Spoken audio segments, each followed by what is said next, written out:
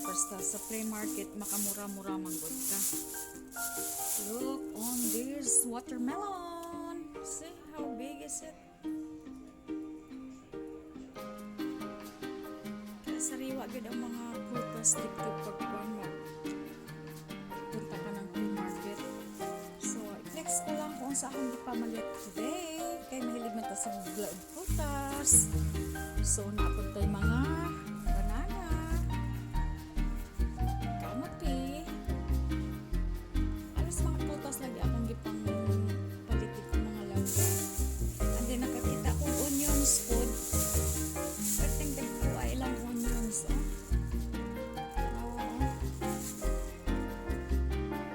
Wala pa na limpiyuhan.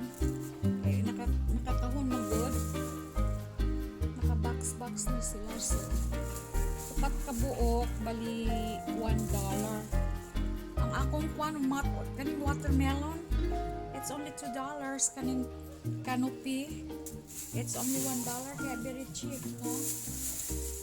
And then, apod ko napalit na mga oh, sorry. Kani, mais.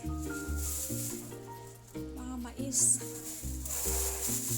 So, mura ang mais karon ni aging bulan. Ang tulo ka buok is $5. Karon na pod balik mi dito. Tulo ka buok $1 kaya nagpalit mo ko unong ka buok for $2, no? So, ganyan din ako pag magpunta ko doon pag may makitaan ko. Then it happened na nakakita po ko okra. Kaya nag-ato ko sa Asian market gahapon. Wala gid ko nakakita og okra. So, ingon ako, oh my God. It's a good blessing kasi tagan kaayo, Yan, Yan, okra kaya. Dili ka na magmahay kung magpalit ka imani dito kay manggod pila dito, no, sa flea market.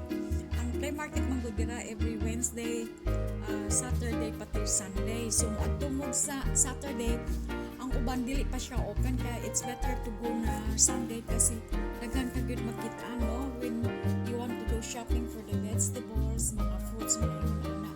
Ay ako gusto ko gyud dito magpalit og mga prutas.